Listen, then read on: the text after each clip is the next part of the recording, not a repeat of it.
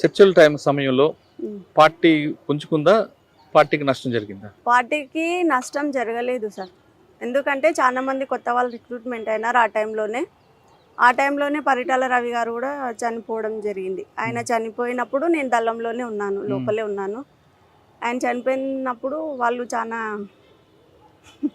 కొంచెం మాట్లాడుకున్నారు ఆయన గురించి. ఆయన అదే మంచిగా మాట్లాడుకో చెడుగా మాట్లాడు, రెండు రకాలుగా, కొందరు మంచిగా మాట్లాడినారు. అంటే వాళ్ళ కుటుంబం కూడా పరిటాల శ్రీరాములు వీళ్ళందరూ కూడా అందులో మాజీలు కాబట్టే చర్చ అక్కడ వచ్చింది సార్. అది ఏమంటారు, కొంతమంది అయితే మంచిగా చెప్పుకున్నారు, కొంచెం మంది కావాల్సిందేలే జరగాల్సిందేలే. కానీ చంపిన వ్యక్తి సూర్య అని తెలిసిన తర్వాత పార్టీలో చర్చ వచ్చిందా? ఇంకా రాలేదు సార్, ఇంకా రాలేదు. అప్పుడు మాకు న్యూస్ తెలియడమే తక్కువ, ఏదో రేడియో ఉంటే వినడము, లేదంటే లేదు. 2 సంవత్సరాల్లో అంటే మీకు ప్రాణాన్ని మీరు కాపాడుకోవడం కాకుండా ప్రజల కోసం ఏం చేశారు? ప్రజల కోసం భూములు వంచినాం సార్ కొన్ని. అయితే అవి వాళ్ళకి ఇప్పటికి దక్కినాయో లేదైతే మాకు ఇంకా తెలియదు. ఎందుకంటే నేను 2 years తర్వాత లేను, ఇంకా మొత్తానికి తెలంగాణలో లేను. నేను బయటికి రావడము, మా అమ్మ నాన్న చనిపోవడము, నేను కర్నూలుకి రావడం జరిగింది. 2 సంవత్సరాలు ఎక్కడెక్కడ తిరిగాము నువ్వు? నేను ప్రకాశం డిస్టిక్, ఇంకా నల్లమల్ల ఫారెస్ట్ మొత్తం. ఇంకా లాస్ట్ మూమెంట్లో డీకే దండకారణ్యం వెళ్ళాలా అనే టైంలో ఇక్కడ తీసుకొచ్చినారు లోకల్కి, సాంబశివుడు వాళ్ళు. కొన్ని రోజులు ఆరోగ్యం బాగలేదని ఇక్కడ తీసుకొస్తే ఒక పని మీద మా ఊరికి పంపించినారు. వచ్చేటప్పుడు సాంబశివుడు అన్నాడు, ఇన్ని రోజులు మాతో ఇంత కలిసి ఉన్నావు, నువ్వు మళ్ళీ తిరిగి లోపలికి వస్తావో రావో అన్నాడు. ఎందుకు అట్లా అంటున్నారు అంటే, ఏమో పోయి రాపో చెప్తా అన్నాడు. ఆయన అన్నాడు, నేను వచ్చినాను. ఇంటికి వచ్చేపాటికి మా అమ్మ మా నాన్న చాలా బాధపడి ఏడ్చి అసలు ఇంకా పోవడానికి వీలు లేదన్నట్లా చెప్పినారు. అయినా కూడా నైట్ అంతా వేరే ఇంట్లో స్టే చేసినాం ఊర్లోనే. ఇంకా తిరిగా వచ్చేటప్పుడు వాళ్ళని వదిలి రాలేకపోయినాను. మా అమ్మ మా నాన్న కోసం నేను బయట ఉండిపోయినాను, వాళ్ళు నన్ను వదిలిపోయారు. పార్టీలో మీకు చేసినప్పుడు మీకు బాగా గుర్తుండిపోయిన సంఘటన చెప్పండి. ఎన్కౌంటర్లు కానీ లేదా మీరు చేసిన దాడులు కానీ? ఎన్కౌంటర్ అంటే నా వెపన్ ఫెయిల్ అవ్వడమే పెద్ద హిస్టరీ సార్. అది ఆర్కే నా కోసం చాలా ప్రయాసపడినాడు. ఆయన బాటిల్లో నీళ్ళు మొత్తం నేనే, ఆయనకు అసలు ఏమో ఒక చుక్క నీళ్ళు కూడా లేవు, గ్లూకోండి కలుపుకుంటూ తాపించుకుంటూ తీసుకుపోయినాడు ఆయన్నే. ఆ ఎన్కౌంటర్ మొత్తంలో ఒక 2 రోజులు చాలా కష్టపడినాం. ఆ ఎన్కౌంటర్ వలన చాలామంది మిత్రులను కోల్పోయినాము, చాలాసార్లు ఏడ్చినాము. మేము కూడా ఏదో ఒక రోజు పోయే వాళ్ళమే అనుకున్నాం, కానీ మళ్ళీ తిరిగి బయటికి వస్తాను నేను ఎక్స్పెక్ట్ చేయలేదు, కానీ వచ్చిన. కానీ వాళ్ళు చేసిన దాడుల్లో మీరు ఎక్కడ పాల్గొన్నారు? పాల్గొన్నాను. ఎక్కడ? ఒక పర్సన్ని పట్టుకున్నాము, అంటే ఇంటికి వెళ్ళి డైరెక్ట్గా ఊరికి వెళ్ళి కోవర్ట్ తను. మేము ఎప్పుడు వచ్చినా కూడా పోలీసులకు ఇన్ఫర్మేషన్ ఇస్తూ పట్టిస్తూ ఉండే. అట్లాంటి పర్సన్ని పట్టుకున్నాము, ఊరి బయట కట్టేసి కొంచెం కొట్టడం అట్లా జరిగింది. దానిలో నేను పాల్గొన్నాను. ఇంకా ఇంకొకటి వచ్చేసి మాలోనే కోవట్లు ఉంటారు కదా సార్, గట్టిగా మాలో ఒక పర్సన్ ఉండే, కృష్ణ అని ఆదివాసీ అబ్బాయి. ఆ అబ్బాయి కోవట్టుగా మారినాడు, లోపలే ఉండి మా వాళ్ళని చంపడానికి ట్రై చేసినాడు. అట్లాంటప్పుడు ఆయనను పట్టుకున్నాము, ఇంకా కొట్టినాం లేని సార్. చాలా నిన్న కడిగి కొట్టిన తర్వాత ఆయన తప్పించుకుపోయినాడు, ఇంకా దొరకలే మాకు. సరే నువ్వు పెద్ద నాయకుల పని చేస్తావు, ఆర్కే కానీ సాంబశివుడు కానీ. శాఖమూరు అప్పారావు గారి దగ్గర చేసావు, రామకృష్ణ గారి దగ్గర చేసావు, సాంబశివుడు దగ్గర. ఇంత పెద్ద క్యాడర్లో పనిచేసినప్పుడు ఏం నేర్చుకున్నావు? క్రమశిక్షణ నేర్చుకున్నావా? ఏం నేర్చుకున్నావు? ఎందుకంటే వాళ్ళు ముగ్గురు కూడా అంటే మనం ఏ పొజిషన్ లో ఉన్నా గర్వపడకూడదు అనేది వాళ్ళ నుంచే నేర్చుకున్నాం. ఒకరి గురించి చెప్పమ్మా. శాఖమూరు అప్పారావు గారి దగ్గర నేర్చుకున్నావు? ఆయన దగ్గర నుంచి మంచి స్మైలింగ్, ఎప్పుడు ప్రశాంతంగా ఉంటాడు. ఎంత పెద్ద సమస్య వచ్చినా భయపడ్డు, ఏదో ఆలోచించి పరిష్కారం చేద్దాంలే. ఇప్పుడు ఆయన నుంచి ఇప్పుడు నేను కూడా అట్లనే సమాజంలో కొనసాగుతున్నాను. ఎన్ని సమస్యలు వచ్చినా సరే, అది అక్కడి నుంచి వచ్చినదే. ఇంకా ఆర్కే నుంచి అయితే చాలా అంటే చాలా నేర్చుకోవాల్సి వచ్చింది సార్. ఆయన చదువు చాలా పెద్దది, చాలా పెద్ద కుటుంబంలో పుట్టినాడు. అంత చదువు ఉన్నప్పటికీ ఆయన సమాజాన్ని వదిలి అడవి బాట పట్టుకున్నాడు. ఆయన ఎప్పుడు బుక్కులే చదువుతుండే, వేరే పని ఏం చేసలేకుండే. నాకు నా నైట్ సెంట్రీ వేస్తే నా సెంట్రీ అయిపోయేంత వరకు ఆయన మేల్కొని ఉండాలా. నేను అట్లయితేనే డ్యూటీ చేస్తా, లేకపోతే చేయకుంటుంటే. ఎందుకు? ఎవరైనా వస్తారేమో అని మళ్ళీ భయం కదా, చిన్నపిల్లని కదా. ఫస్ట్ సెంట్రీ నాకే వేస్తుండ్రి. ఎవరిని సైలెంట్ ఉండాలా, పండుకోవాలా, అడిసొద్దు అనుకుంటే బాగానే చెప్తుంటే, ఆయనను మాత్రం పండుకొనికుంటుంది. నా డ్యూటీ అయిపోయినాక నువ్వు పండుకుందు అంటే అట్లనే బుక్కులు చదువుకుంటూ కూర్చుంటుండే. ఆయన ఎల్లిపాయలు తినేవాడు కాదు, నేను ఉల్లిగడ్డలు తినేదాన్ని కాదు. ఆ విషయంలో ఇద్దరికి చాలా సార్లు నవ్వుకున్నాము. చాలా ఆయన ఫుడ్ మాకి మామూలుగా న్యూట్రిషన్ ఫుడ్ ఇస్తుంటారు కదా, ఆ ఫుడ్ కూడా తను కొంచెం తీసుకొని తన దానిలో నాకు షేర్ ఇచ్చేటోడు. నువ్వు ఎక్కువ తినాలి, నువ్వు ఇంతనే ఉన్నావు, ఎక్కువ తిని చాలా బక్కగా ఉండేదాన్ని అప్పట్లో. అట్లా ఆయన చాలా ఫ్రెండ్లీగా ఉండేవాడు. సాంబశివుడు కూడా ఆయన తండ్రి లాగానే మాకైతే.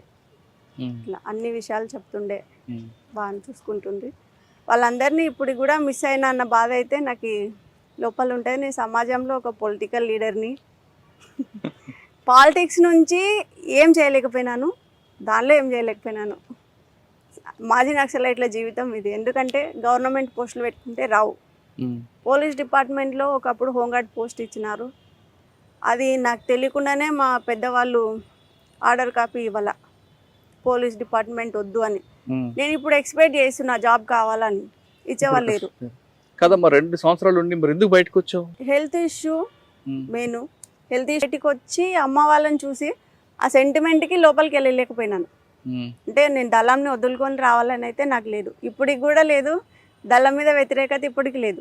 మీరు వస్తున్న తర్వాత పార్టీ నుంచి మళ్ళీ పిలుపు వచ్చిందా? అంటే నేను చాలా రోజులు వాళ్ళతో టైఅప్ అయినాను. బయటికి వచ్చినా కూడా నేను వాళ్ళు రావడము, మా ఇంట్లోకి కలవడము, మాట్లాడడము, వెళ్ళడము అన్నీ మామూలుగానే ఉండిపోయినాయి. పోలీస్ వాళ్ళు డౌట్ వచ్చి చాలా అడిగిరు నన్ను. అయితే వాళ్ళు నాకు మీద చేయడానికి ఒకటి లేదు, నేను మైనర్ కాబట్టి. వాళ్ళని కూడా 30 తిప్పలు పెట్టిన స్టేషన్లో, లింగాల పోలీస్ స్టేషన్. ఏం చేసావు? అడిగిరు అన్ని క్వశ్చన్స్. మీరు ఏం అడిగినా నేను మళ్ళీ పోతా సార్, నన్ను మాత్రం అడగొద్దా. మీరు అడిగితే నేను ఒప్పుకోను, మీరు ఎన్ని అడిగినా నేను సమాధానం చెప్పను. నాకు అన్ని తెలుసు, తెలియని నేను చెప్పను, నాకు తెలిసినా నేను మీకు చెప్పను. కొట్టలేదా? ఇప్పుడు కొట్టలేదు సార్. నెల రోజులు పెట్టిరు స్టేషన్లోనే. భోజనం పెట్టారా? భోజనం పెట్టిరు. అప్పుడు ఎవరు ఎస్ఐ మీకు బాగా చూసుకున్నది? ఆయన ఏమో రెడ్డి సార్, ఆయన పేరు ఏం పేరు. మీకు బాగా ఇబ్బంది పెట్టిన ఆఫీసర్ గానీ బాగా చూసుకున్న ఆఫీసర్ ఎవరన్నా గుర్తున్నారా? ఎవరు ఇబ్బంది పెట్టలేదు సార్, అందరూ బాగానే. బాలు నాయక్ ఎస్ఐ అని బల్మూర్ స్టేషన్లో చేస్తుండే ఆయన. మేము దళంలో ఎక్సర్సైజ్ చేయడము, ప్రాక్టీస్ చేయడము వీడియో ఆయన దగ్గర ఉన్నింది. ఆయన మా వాళ్ళని తీసుకొచ్చి చూపించిండు స్టేషన్లో కూర్చోబెట్టి. మీ అమ్మాయికి రాళ్ళని చెప్పిర్రు, ఏం తెలియదు అని చెప్పిర్రు. అసలు ఆమెకు భూమి మీద నూకలు ఉండే కాబట్టి ఉన్నది, లేకపోతే ఉండే మంచి కాదు, ఏజ్ తక్కువ ఉంది కాబట్టి ఏం చేయలేకుంటున్నాము, చూడండి ఆమె యాక్టివిటీస్ అని ప్రొజెక్టర్లో అది టీవీలో పెట్టి చూపించినారు. మా వాళ్ళే నోరు మూసుకున్నారు ఇట్లా. అంటే మేము గన్స్ తో చేయడము అవన్నీ దాంట్లో మా దగ్గర లేదు సార్. అప్పుడు స్టేషన్ లో కూడా మాకేమి ఇలా చూపించిర్రు, మా వాళ్ళే నమ్మలా. అది ఇప్పుడు కూడా మర్చిపోను సార్ ఆ సంఘటన. గురునాయక్ సార్ ఎస్ఐ అప్పట్లో మేము సరెండర్ అయినప్పుడు. శ్రీనివాస్ రెడ్డి ఎస్పీ. ఎవరు? కొత్తపల్లి శ్రీనివాస్ రెడ్డి గారా? ఆయన ఏమన్నారు? ఆయన హోమ్ గార్డ్స్ ఇంటర్వ్యూ అప్పుడు వచ్చినారు. ఆయన నువ్వు ఎందుకు వెళ్ళావు తిట్టలేదా? లేదు సార్. ఇంకా ముత్తయ్యనేమో సిఐ ఉండే సార్ అచ్చంపేటలో, ఆయన కూడా అడిగిండు, గన్ను కూడా పెట్టిండు. మా అమ్మని కూర్చోబెట్టి పక్కన నీ కూతుర్ని చంపేద్దునా అని అంటే మా అమ్మ ఏడ్చింది. భయపడద్దు, వాళ్ళు చంపర్లే అని చెప్పిన. చంపేటోళ్ళు అయితే ఇటు దాకా తేరలే. అసలు యాక్చువల్గా అంటే నేను బయటికి వచ్చిన తర్వాత 2 నెలలు అజ్ఞాతంలో ఉన్నా. నేను బయటకు వచ్చినాను ఎవరికి తెలియదు. 2 నెలల తర్వాత మా సిస్టర్ మ్యారేజ్ ఉంది. అప్పుడు మ్యారేజ్కి నేను అటెండ్ అయినా ఎట్లయినా ఇన్ఫర్మేషన్ పోతుందని, వాళ్ళ ఇంటి దగ్గర రాకూడదని నేనే స్టేషన్లో వెళ్ళి సరెండర్ అయినా డైరెక్ట్. తర్వాత జైలుకి వెళ్ళావా? లేదు సార్, అప్పటికి చిన్న పిల్లలు కాబట్టి బయట పంపించారు. అది బయట పంపిన తర్వాత ప్రశాంతంగా ఉందా జీవితం?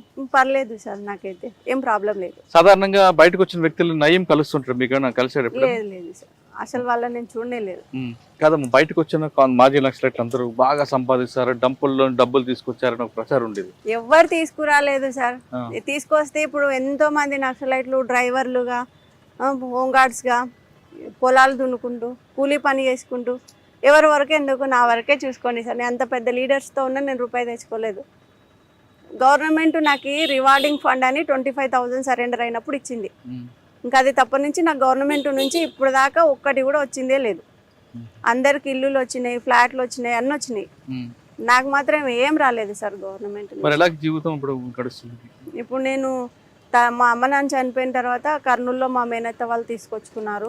నేను అక్కడికి కూడా రానని చెప్పిన, ఒక్కదాన్నే ఉంటాను, మా ఇంట్లో నేను ఉంటాను, నా పని నేను చేసుకుంటానంటే వాళ్ళే తీసుకొచ్చిరు ఇక్కడ బలవంతంగా. హాస్పిటల్లో వర్క్ నేర్పించినారు, నర్సింగ్. తర్వాత జాబ్ చేసే టైంలో మా హస్బెండ్ పరిచయం అయినారు. ఆయన ఫిజికల్ హ్యాండిక్యాప్డ్ అయినా కూడా మెంటల్ పరంగా చాలా స్ట్రాంగ్. మనం అంత స్ట్రాంగ్ ఉండలేం, ఆయన ఉన్నంత స్ట్రాంగ్.